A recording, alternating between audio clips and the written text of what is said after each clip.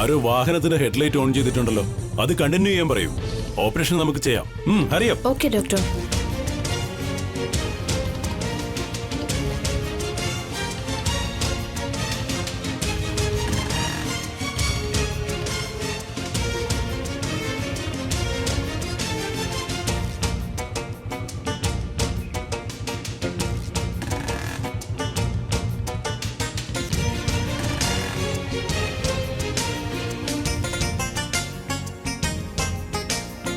ചേട്ടാ 6 plate idli parcel ചെയ്ത് തരണേ.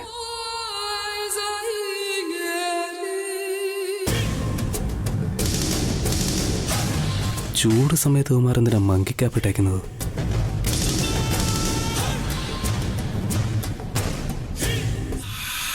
അമ്മായി ഇഡലി ഞാൻ കൊണ്ടുവന്നോളാം, അമ്മായി പൊയ്ക്കോ.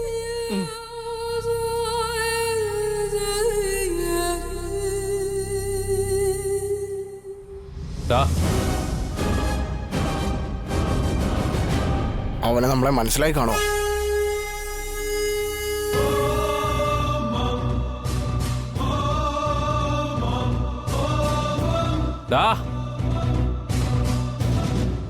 കണ്ടുപിടിച്ചടാ, ഓടിക്കോ ഓടിക്കോ.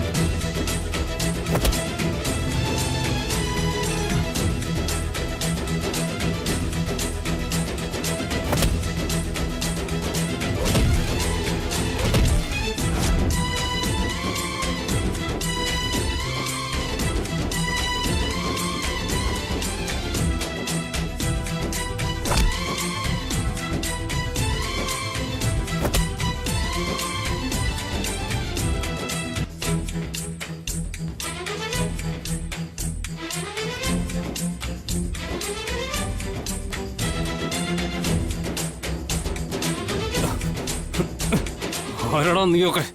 എന്റെ അച്ഛനെ കൊല്ലാനായിട്ട് വന്നതാണോ നീയൊക്കെ? നിങ്ങൾ രണ്ടുപേരും ഇവിടുന്ന് ജീവനോടെ തിരിച്ചു പോവാന്ന് വിചാരിച്ചോ?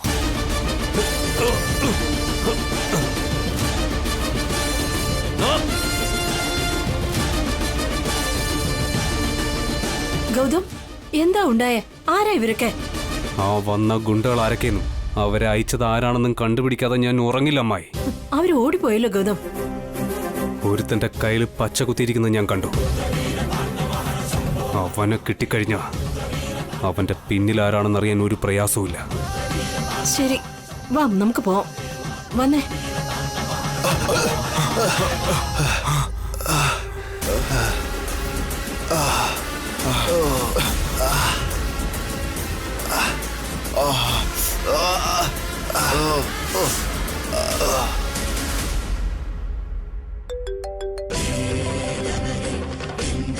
ഹലോ മുതലാളി, എന്താടാ ഞരങ്ങിക്കൊണ്ടിരിക്കുന്നേ? ആ മുകുന്ദന്റെ നെഞ്ചത്തൊരു റീത്തും വെച്ച് മുകളിലേക്ക് അയക്കാൻ ഇത്രയും സമയം വേണോടാ? ഇല്ല മുതലാളി, അയാളെ ഒന്നും ചെയ്യാൻ പറ്റിയില്ല. അയാളുടെ മകൻ ഗൗതം അവിടെ വന്നു.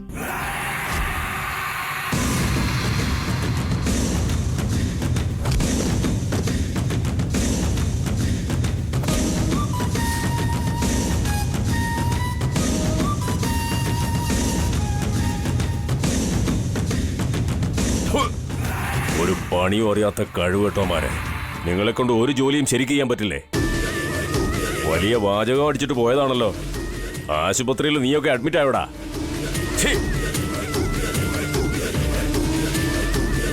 അവിടെ മുകുന്ദന്റെ ഓപ്പറേഷൻ എങ്ങനെ നടന്നോ എന്തോ.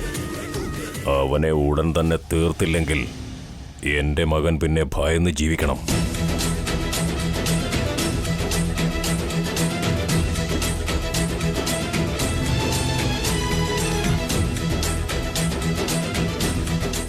ഡോക്ടർ അച്ഛൻ നത്തിങ് ടു വറി. സമയത്ത് നിങ്ങൾ കാണിച്ച പ്രവൃത്തി കൊണ്ട് കറണ്ട് പോയിട്ടും ഓപ്പറേഷൻ സക്സസ്ഫുൾ ആയി.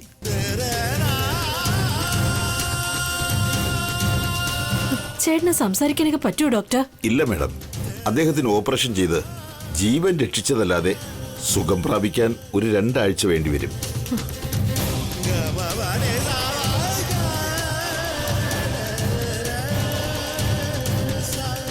അച്ഛന് ബോധം വന്നായിരുന്നു ഡോക്ടർ? ബോധം വരണമെങ്കിൽ ഞങ്ങൾ കൊടുക്കുന്ന മരുന്നിന് അദ്ദേഹം റെസ്പോണ്ട് ചെയ്യണം. അതല്ലാതെ അദ്ദേഹം എപ്പോ കണ്ണു തുറക്കുമെന്ന് പറയാൻ പറ്റില്ല. അച്ഛന്റെ ജീവൻ ഇപ്പോ കുഴപ്പമൊന്നുമില്ലല്ലോ doctor? Yes, he's out of danger now.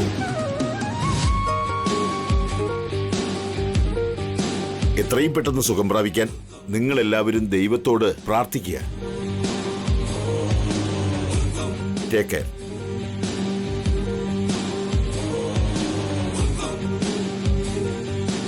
സാരമില്ല മോനെ ഗൗതം, ഇനി 10 ദിവസം കാത്തിരിക്കേണ്ടി വന്നാലെന്താ? നിന്റെ അച്ഛനെ രക്ഷിച്ചല്ലോ.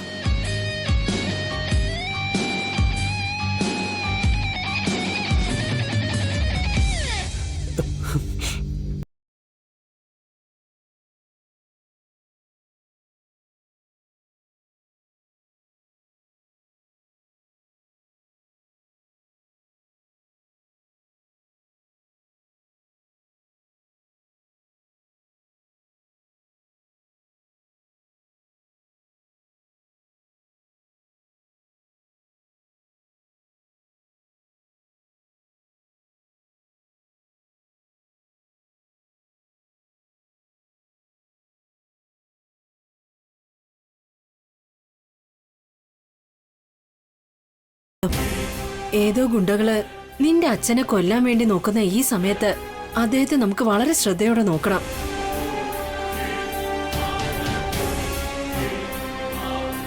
സത്യമാണമ്മായി, ഞാൻ എന്തായാലും ദേവനോട് അച്ഛന് പോലീസ് പ്രൊട്ടക്ഷൻ കൊടുക്കാനായിട്ട് പറയാം.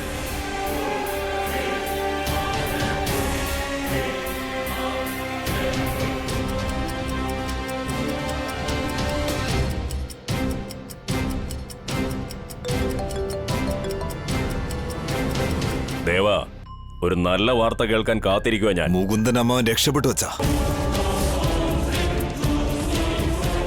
അത് അവർക്ക് നല്ല കാര്യമായിരിക്കും, പക്ഷേ നമുക്കല്ല. കണ്ണ് തുറക്കാനും വാ തുറന്ന് സംസാരിക്കാനും ഇനി 2 ആഴ്ച എടുക്കുമെന്നാണ് ഡോക്ടർമാർ പറയുന്നത്. അങ്ങനെയാണോ? അങ്ങനെയെങ്കിൽ എപ്പോ വേണമെങ്കിലും അവനെ കൊല്ലാം. കഴിയില്ല അച്ഛാ. പോലീസ് പ്രൊട്ടക്ഷൻ വേണമെന്ന കാര്യം ഗൗതം ആലോചിക്കുന്നുണ്ട്. കൊലപാതകത്തെക്കുറിച്ച് പ്ലാൻ ചെയ്യുന്ന സമയത്ത് ഇതിനെക്കുറിച്ചൊക്കെ ഒന്ന് ആലോചിക്കണ്ടേ ദേവ?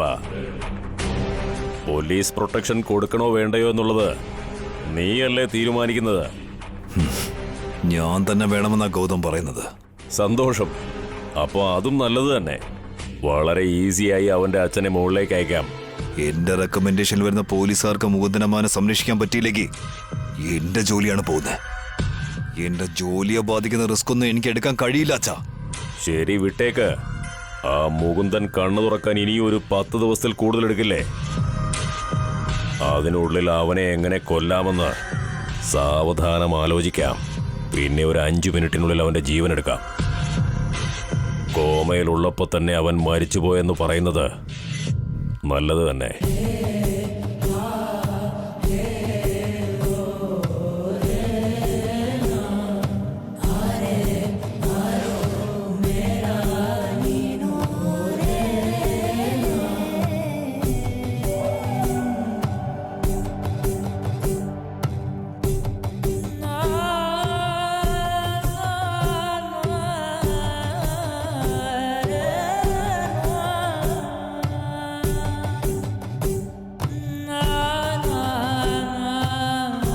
കണ്ണു തുറക്കുന്ന ദിവസം അച്ഛനെ ഈ വിധത്തിലാക്കിയവനെ ഈ ഭൂമിയിൽ നിന്ന് തന്നെ ഞാൻ പറഞ്ഞയച്ചിരിക്കും. അതുവരെ അച്ഛന് ഒരാപത്തും സംഭവിക്കാതെ ഈ ഗൗതം നോക്കിക്കോളാം. അച്ഛൻ ഞങ്ങളുടെ കൂടെ ഉണ്ടാവണം.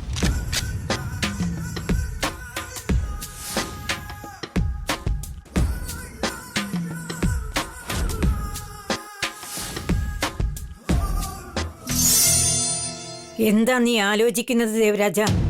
ആ മുകുന്ദൻ ഹോസ്പിറ്റലിൽ കിടക്കുന്ന കട്ടിൽ തന്നെ അവന് ശവമഞ്ചമായി മാറുമെന്നാണ് ഞാൻ കരുതിയത്. എന്നാൽ അവനെ രക്ഷിക്കാൻ ദൈവമുണ്ടെന്ന് ഞാൻ പ്രതീക്ഷിച്ചില്ല.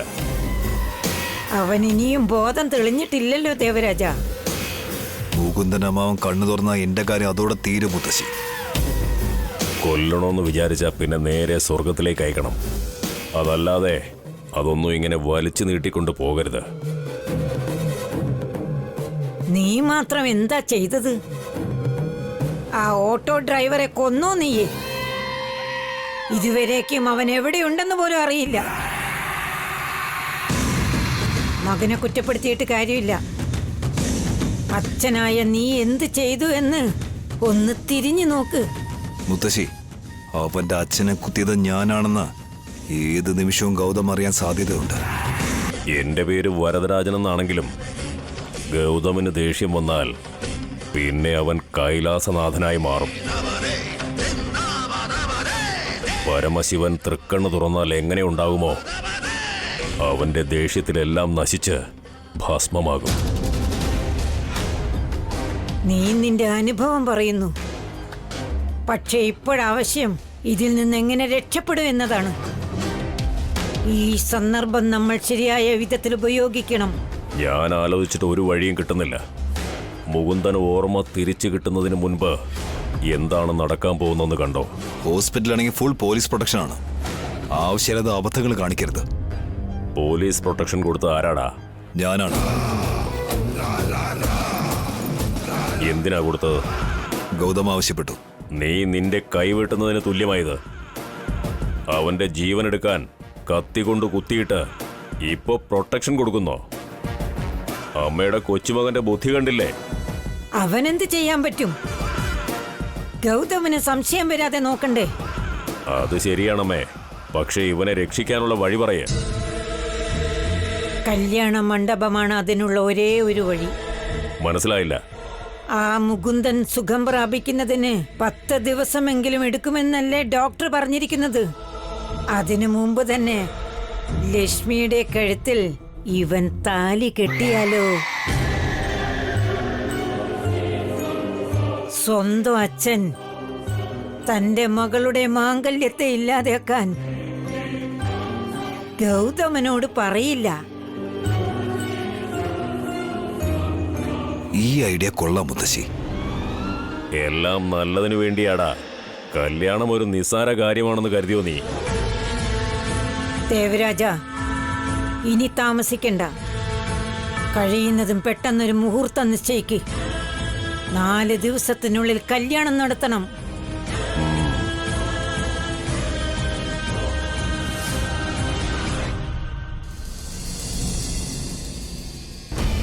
അമ്മേ, ഇത് ലക്ഷ്മിയുടെ ജാതകം തന്നെയല്ലേ? ലക്ഷ്മി, ഗൗതം,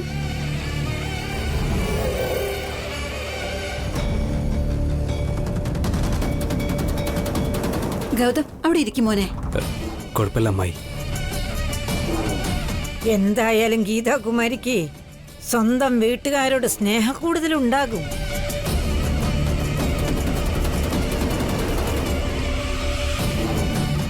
പിന്നെ കാണാതിരിക്കുമോ അമ്മേ? പാവം, ജീവൻ നഷ്ടപ്പെടുന്ന അവസ്ഥയിൽ നിന്ന് രക്ഷപ്പെട്ടു വന്നതിന് ശേഷവും സ്വന്തം ചേട്ടനെ കാണാൻ പറ്റിയിട്ടില്ല. അമ്മ എന്താ വരാത്തെ?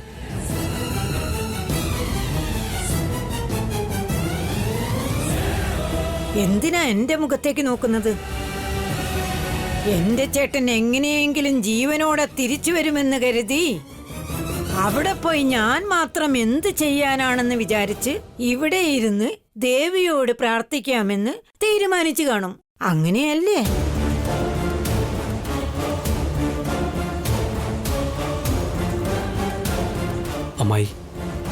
അമ്മായിയുടെ പ്രാർത്ഥന കൊണ്ടാണോന്നൊന്നും അറിയില്ല. അച്ഛനിപ്പോൾ അപകടനില തരണം ചെയ്തു എന്നാണ് ഡോക്ടർ പറഞ്ഞത്. അപ്പൊ മുകുന്ദനമ്മാവന് ഓർമ്മകൾ തിരിച്ചു കിട്ടിയോ? ഇല്ല. അതെപ്പോ വരുമെന്നറിയില്ല. പക്ഷെ നിന്റെ അനിയത്തിയുടെ കല്യാണത്തിനുള്ള മുഹൂർത്തമായിട്ടുണ്ട് ഗൗതം.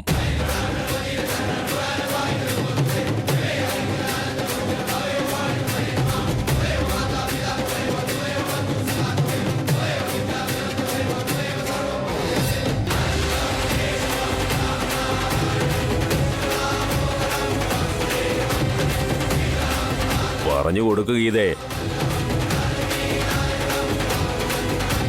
ഗൗതം 4 ദിവസം കഴിഞ്ഞാ പിന്നെ നല്ല മുഹൂർത്തമൊന്നും ഇല്ലെന്ന്. നീ തന്നെ പറയേ, തെളിച്ചു പറയേ. വരുന്ന വെള്ളിയാഴ്ച വിവാഹം നടത്താമെന്നാ പറയുന്നത്.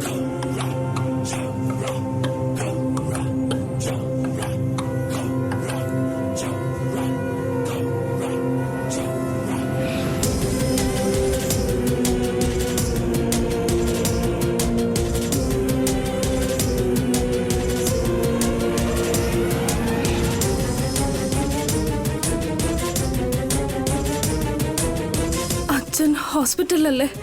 അച്ഛന് സുഖമായതിനു ശേഷം. അതല്ല ലക്ഷ്മി, അമ്മാവന് എപ്പോ ഓർമ്മകൾ തിരിച്ചു കിട്ടുമെന്ന് കറക്റ്റായിട്ട് പറയാൻ പറ്റില്ല. ഈ മുഹൂർത്തം കഴിഞ്ഞു പോയാൽ പിന്നെ വേറെ നല്ല മുഹൂർത്തം ഇല്ലാത്തതുകൊണ്ടാ ജോത്സ്യരോട് വരാൻ പറഞ്ഞത്.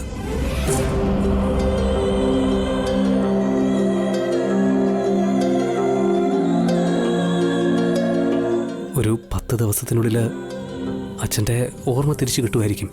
നടക്കുന്ന കാര്യം പറയൂ ഗൗതം. അതാണ് നമ്മൾ തീരുമാനിച്ച മുഹൂർത്തം.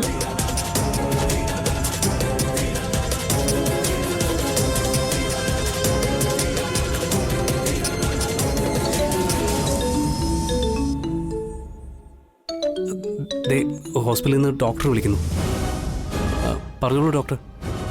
ഗൗതം, ട്രീറ്റ്മെന്റിന് നിന്റെ അച്ഛൻ റെസ്പോണ്ട് ചെയ്യുന്നുണ്ട്. അത് നല്ലൊരു കാര്യമാണ്. എപ്പോ ഓർമ്മ തിരിച്ചു കിട്ടും ഡോക്ടർ? ഒരാഴ്ചക്കുള്ളിൽ അദ്ദേഹം കണ്ണ് തുറന്നേക്കാം. ശരി ഡോക്ടർ, വളരെ സന്തോഷം. ഞാൻ അങ്ങോട്ട് വന്നോളാം.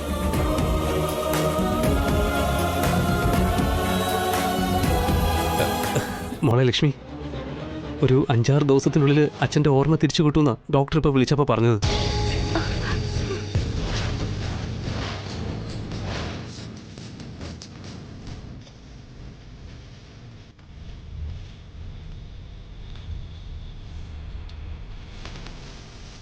സത്യമാണ് ഏട്ടാ, വളരെയധികം സന്തോഷമുണ്ട്.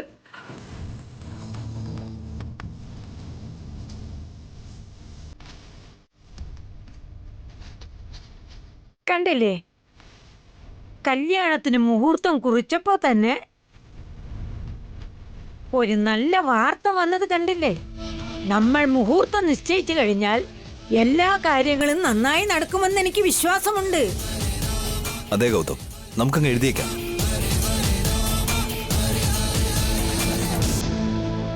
പറഞ്ഞു കൊടുക്കുകയതേ.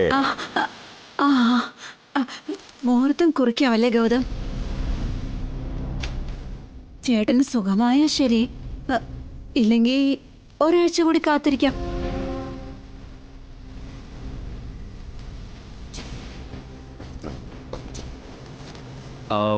കല്യാണത്തിനുള്ള നാളെ നമുക്കങ്ങ് കുറിച്ചേക്കാം. നല്ല കാര്യങ്ങൾ ചെയ്യാൻ തുടങ്ങുമ്പോൾ മുകുന്ദനമ്മാവൻ സുഖം പ്രാപിക്കുമെന്നാണ് എൻ്റെ ഒരു വിശ്വാസം.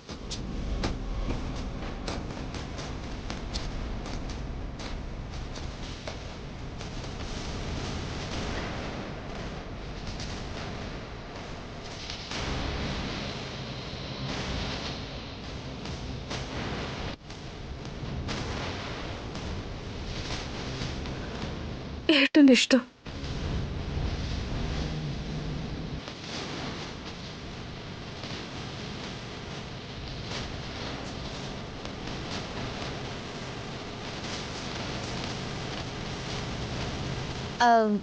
അതല്ല ലക്ഷ്മി, കല്യാണത്തിന് മുമ്പ് ഒരുപാട് ഒരുക്കങ്ങളൊക്കെ ഉണ്ടാവില്ലേ?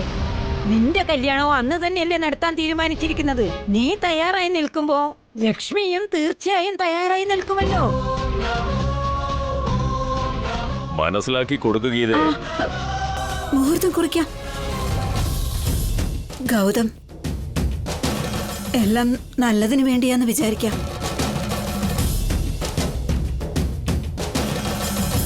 നിങ്ങൾ മുഹൂർത്തം കുറിക്കൂ പൂജാരി. അമ്മേ, വരുന്ന വെള്ളിയാഴ്ച നല്ലൊരു മുഹൂർത്തമുണ്ട്. നിങ്ങൾക്ക് എല്ലാവർക്കും സമ്മതമാണെങ്കിൽ അന്ന് തന്നെ വിവാഹം നടത്താം. ജാതകത്തിന്റെ കുറിപ്പ് ഞാൻ തയ്യാറാക്കിയിട്ടുണ്ട്. ഇതാമ്മേ, നോക്കിക്കോളൂ. അപ്പൊ ഞാൻ ഇറങ്ങുന്നു. ശരി സാർ. വളരെ സന്തോഷം.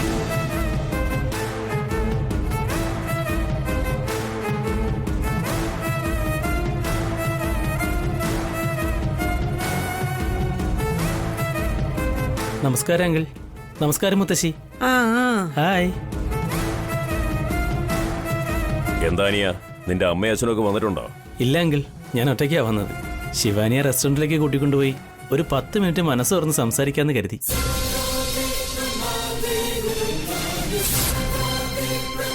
ഓഹോ, വന്നിരിക്കും അവൻ. ഇവനോടൊക്കെ ഞാൻ എന്ത് സംസാരിക്കാനാ? ഒരു പെൺകുട്ടിയെ അങ്ങനെ കൂടെ വിടുന്നത് ശരിയാവില്ല മോനെ. അരമണിക്കൂറിനുള്ളിൽ അവളെ ഇവിടെ തിരിച്ച് ഡ്രോപ്പ് ചെയ്യാം അങ്കിൾ. കാലം മാറിയിരിക്കാം. മുത്തശ്ശി, വിവാഹ നിശ്ചയം വരെ കഴിഞ്ഞതല്ലേ, കല്യാണം അടുത്തു. ഇതുവരെ ഞങ്ങൾ മനസ്സ് തുറന്ന് സംസാരിച്ചിട്ടില്ല.